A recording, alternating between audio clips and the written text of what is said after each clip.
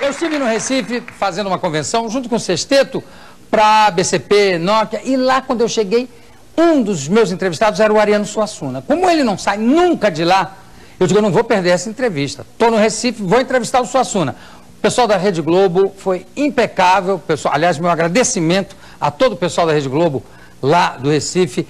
Eles trouxeram tudo, câmeras, 3 vídeos, enfim, tudo que era possível, e a gente já num palco foi em cima da hora. Então, claro que o som não é igual ao daqui e também a imagem não é igual à nossa, porque o cenário já estava montado, foi uma coisa resolvida às pressas e graças a Deus deu tudo certo. Eu acho que mesmo assim vale, porque é uma entrevista antológica com esse dramaturgo, intelectual, artista, para mim também showman, como vocês vão ver, Ariano Suassuna. Virem, solta!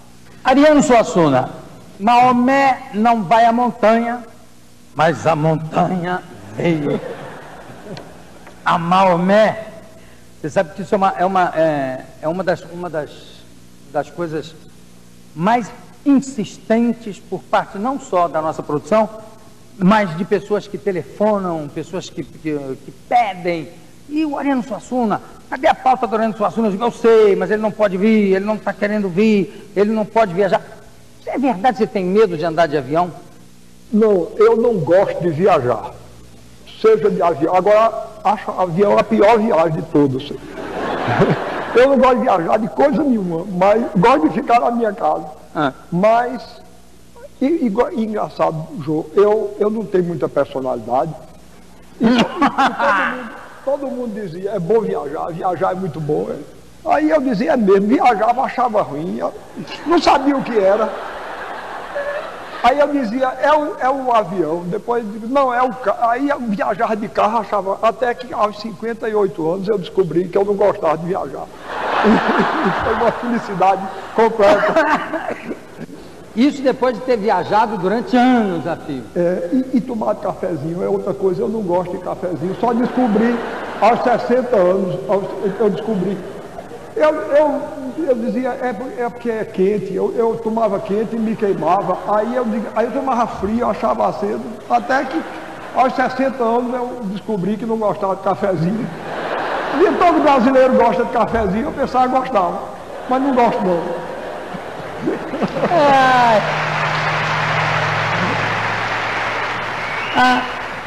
Ariano, eu queria falar um pouquinho do Romance da Pedra do Reino, que é um livro esgotado há 20 anos, um livro sensacional, um livro que é um marco na nossa literatura. Quando é que vai haver uma reedição?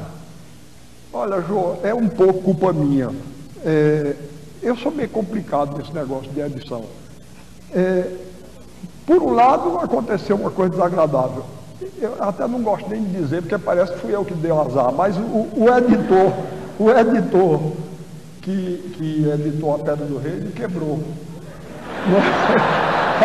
Não sei se foi por causa da Pedra do Reino, quebrou.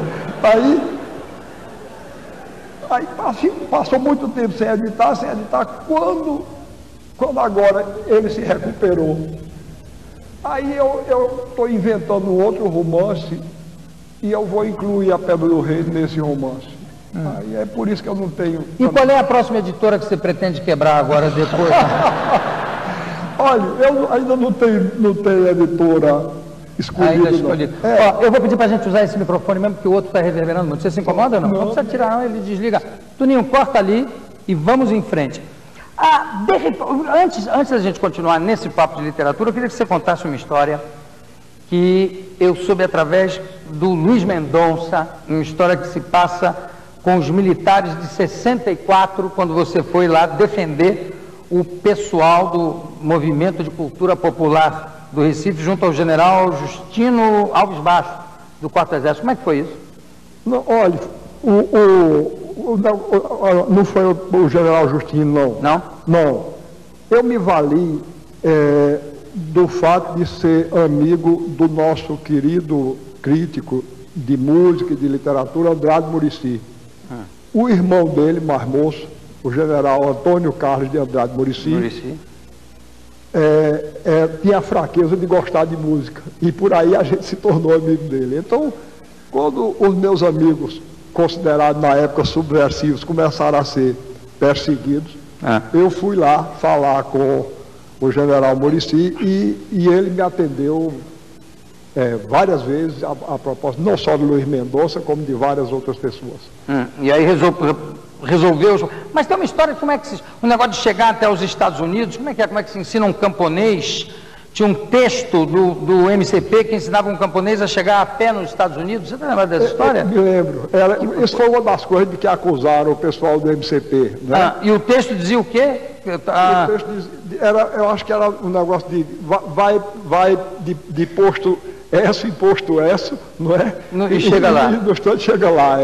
Aí o general falou isso para você e você respondeu o quê?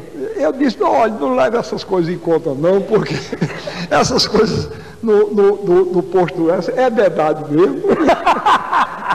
É verdade mesmo, e não tem que se perseguir os intelectuais somente por causa disso não. Por causa de uma bobagem de gasolina.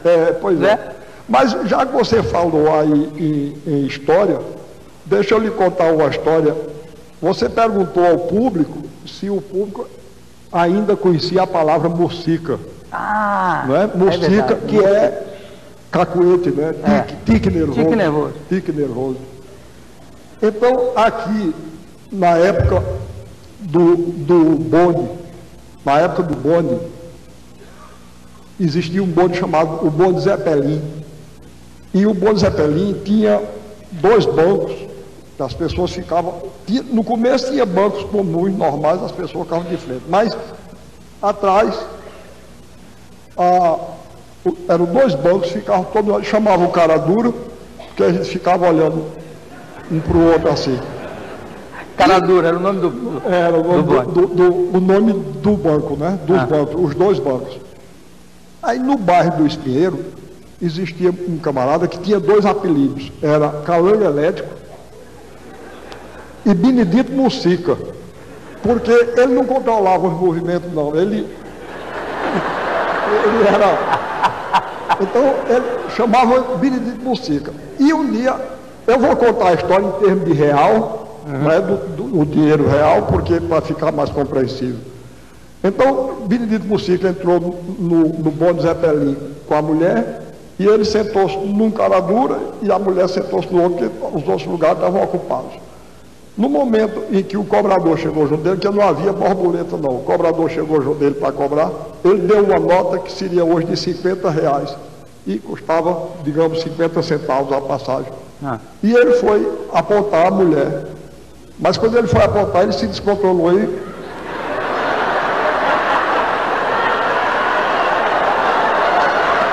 Aí o sujeito deu R$1,50 de troca, ele pagou o bolo todinho.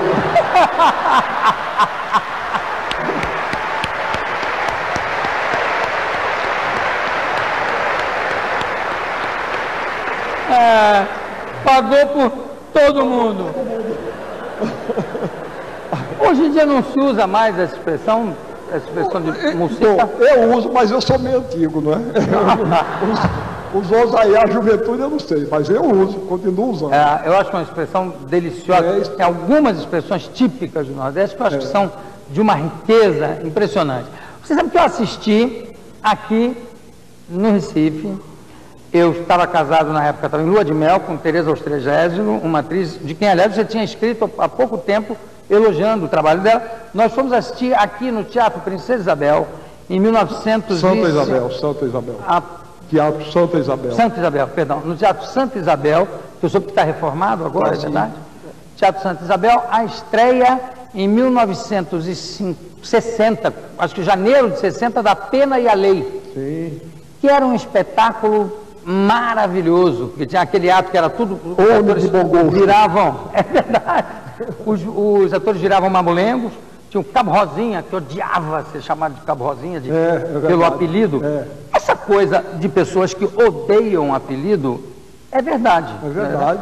Você conhece alguém aqui, alguma figura típica que tenha esse ódio? Esse homem mesmo de que eu contei a história, ele tinha horror a ser chamado de Benedito Mucica, né?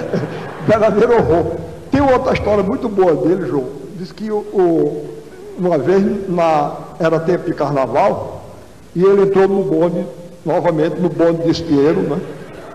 E ele vinha com a mulher dele, e era na época que as mulheres têm uma coisa que varia muito a moda, né? E nesse tempo as mulheres tinham uma moda estranha, que aqui saiu uma espécie de platina feita às dragonas de Deodoro da Fonseca.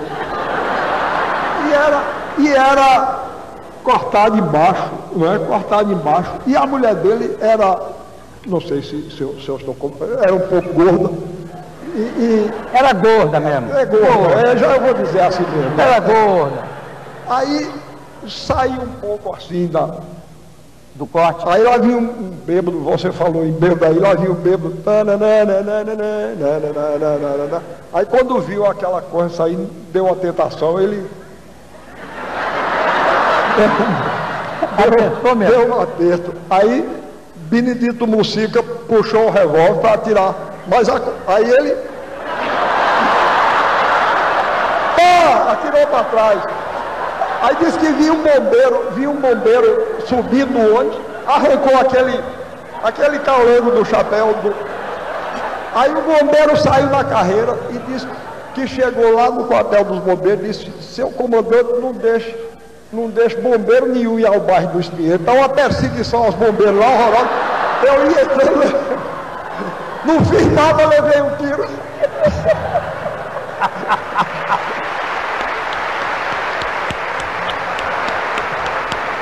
Ai, maravilha. Os personagens que você cria são baseados de uma forma, quer dizer, de uma maneira geral, em personagens da nossa cultura popular, quer dizer, quase que arquétipos, né? Quase que tipos, né? Que já estão bem enraizados na nossa cultura. Mas tem algum personagem que seja criado em cima de alguém que você tenha conhecido? Tem, João, muito. Às vezes eu me baseio em personagens da literatura de cordel, né? Mas às vezes me baseio em pessoas reais. O Chicó, do Alto da Compadecida, existiu, morava em Itaperuá, minha terra, no sertão da Paraíba, e se chamava Chicó. Eu botei o nome dele, o nome dele mesmo. Era uma figura. E ele ficou sabendo disso, dessa homenagem? Não, eu procurei me certificar. Ele já tinha morrido quando eu tive mais liberdade por causa disso. Mas, olha, Chicó tem umas histórias ótimas. Ele uma vez, repare que coisa, para nós todos, para Denise, para você, para mim, para todos nós que somos do campo da arte, isso é uma história maravilhosa porque mostra o direito do sonho e da fantasia sobre o real. Eu simpatizo muito com os mentirosos, por causa disso, não é? Evidentemente eu não gosto do mentiroso que mente para prejudicar os outros. Eu gosto do mentiroso que mente por amor à arte. Não é?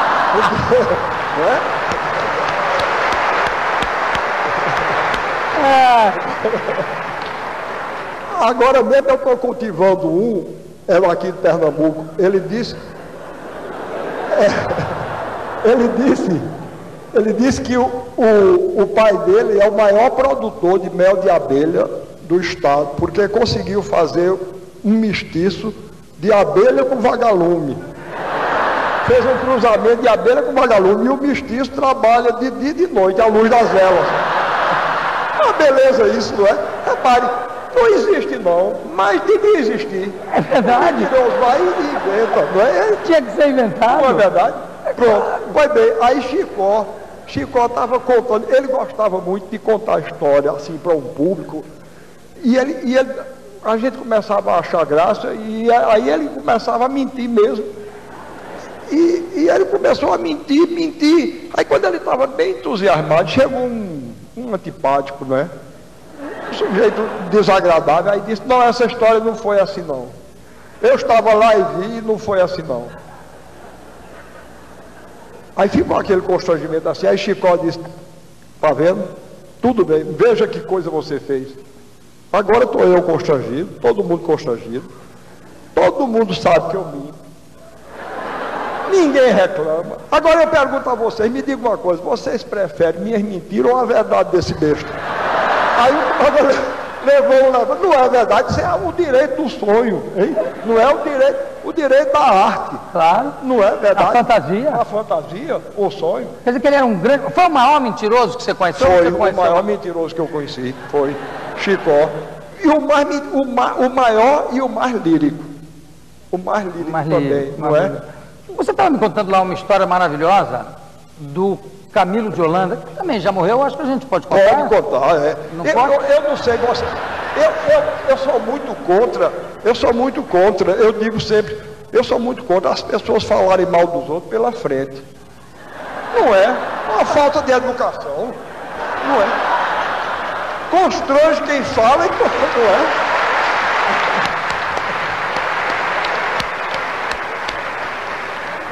Constrange quem fala e constrange quem ouve. Não custa nada a gente esperar que a pessoa dê as costas. Não é verdade? Então é por aí, eu acho que a gente pode perfeitamente contar a história de Camilo de Holanda. Camilo de Holanda, que aliás eu estava dizendo a Jô, nós somos aliados há 3 gerações, porque os 2 tios avós dele, a um eu devo um favor enorme, Orris Soares, tio avô de Jô, porque ele fez o prefácio do livro de Augusto dos Anjos, um prefácio belíssimo.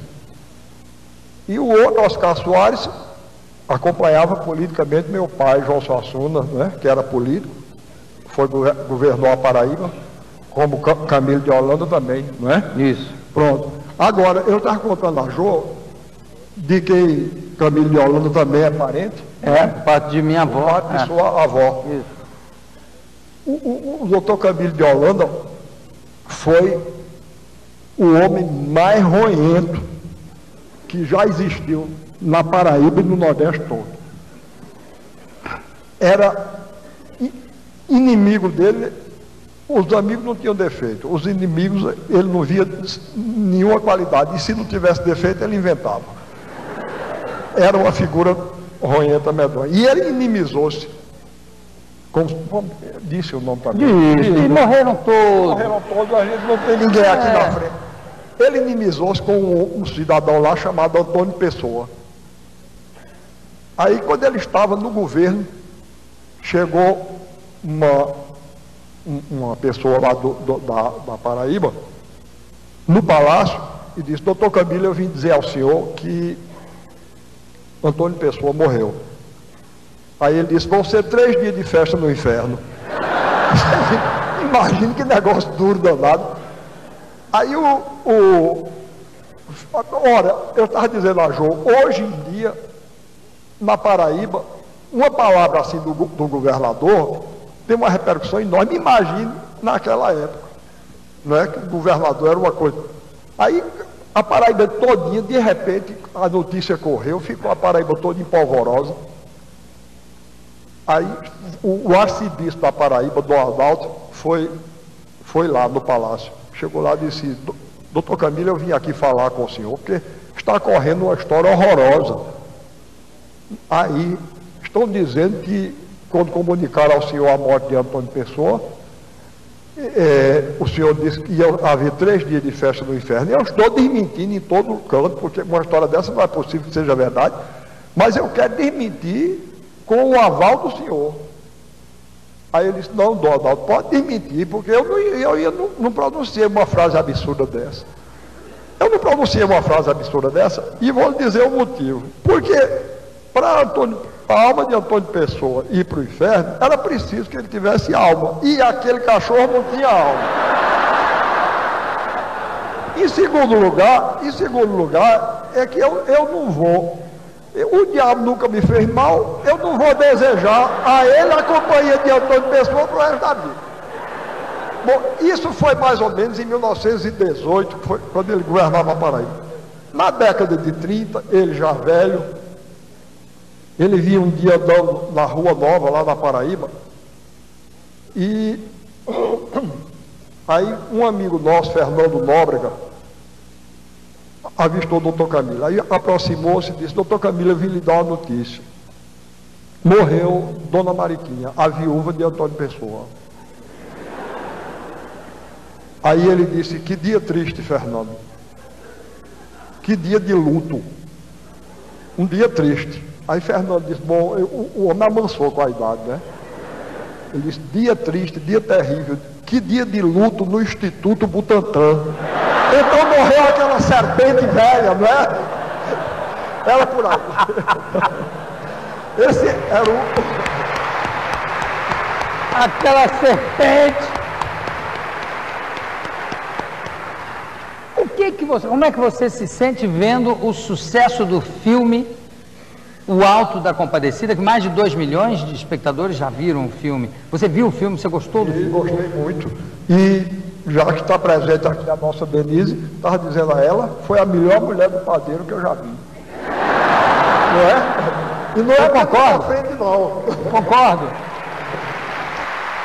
O Quinteto Armorial. O Antônio Nobre fez parte do Quinteto Armorial. Como é que surgiu a ideia do Quinteto Armorial?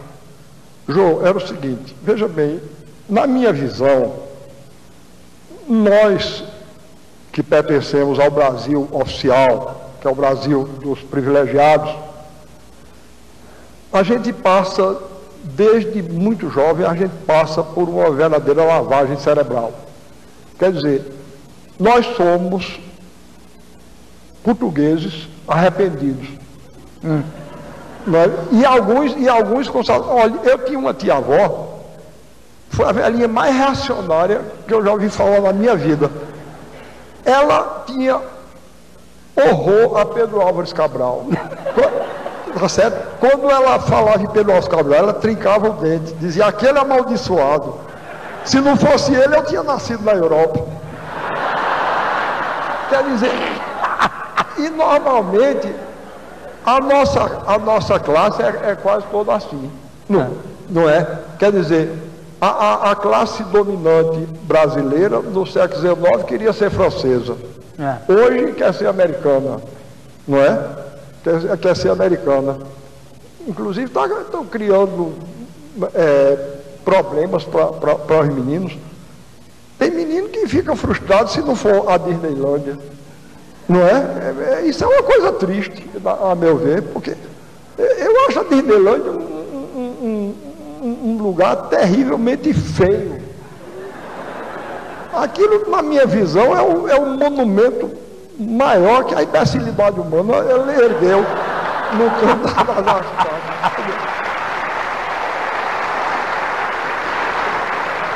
Eu nunca fui lá, não.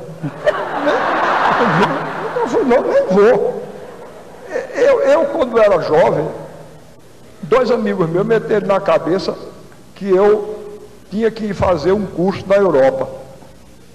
Arranjaram bolsa de estudo para mim, me matricularam num curso lá já estava tudo pronto. Quando um deles disse, não, você tem que ir, porque um escritor brasileiro não pode conhecer o Brasil sem ir à Europa. Eu disse, como é? Que negócio de... Então um escritor alemão, um jovem, não conhece a Alemanha sem vir ao Brasil. Aí eu disse, pô, eu não vou mais não. Não vou não, e não fui mesmo não, tá certo? Eu nunca saí daqui, nem saio, eu já não gosto de viajar. Agora então é que não sai, agora é que não sai mesmo. Existem alguns países que até seria bom que eu tenho vontade de conhecer, por exemplo, Portugal, né? Eu disse ao presidente Mário Soares, seu parente, ele me deu uma condecoração e no dia me convidou para ir para lá. Eu disse, olha, presidente, eu nunca saí do Brasil, mas se eu for algum dia para um país fora daqui, eu vou para Portugal, porque é o único povo que na Europa tem o bom senso de falar português. Não é? Então, aí eu...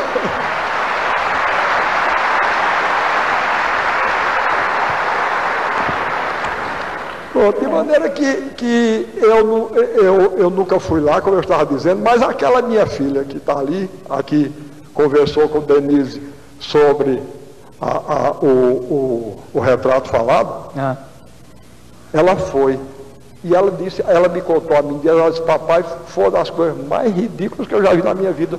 Um bando de brasileiros lá, fizeram lá aquele espetáculo, aqueles bonecos horrorosos, enormes, e os brasileiros comovidos, chorando, adeus, Pato Donald, o Pato Donald, o Mickey Mouse dando adeus, adeus, Pato Donald. Você já imaginou, você se comover com o Mickey Mouse?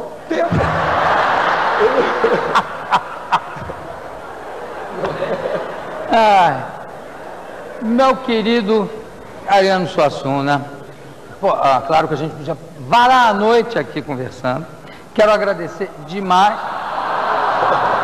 De novo, concordo inteiramente. Agradeço de novo as gravuras que você me mandou, belíssimas, que estão num lugar de honra, merecidamente, na minha sala. Agradeço esse papo, essa conversa realmente, sabe, irretocável. Brigadíssimo pela sua presença aqui conosco. Ariano Suassuna.